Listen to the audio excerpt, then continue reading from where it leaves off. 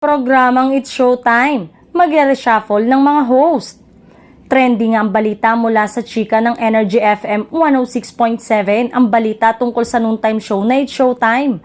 Magkakaroon nga umano ng balasahan sa mga host ng nasabing programa dahil nga ngayon ay nakikitaan na ng magagandang potensyal ang ilan sa mga naging guest host nila at tingin na mas fresh ang mata ng mga manonood.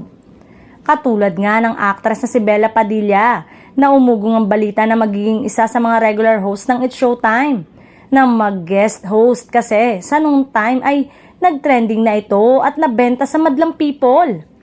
Ilang beses na panood si Bella sa It's Showtime. Ang akala ng mga netizen ay huli na ang guesting niya noong Sabado. Pero nitong Lunes ay muling nasa It's Showtime na naman ang aktres. Flooding ang komento ng mga netizen sa aktres, parang ayaw na nilang umalis sa show. Anila, so happy to see you again on Showtime. Sana umano ay ma-regular ka na agad sa Showtime, kaaliw kang panoorin.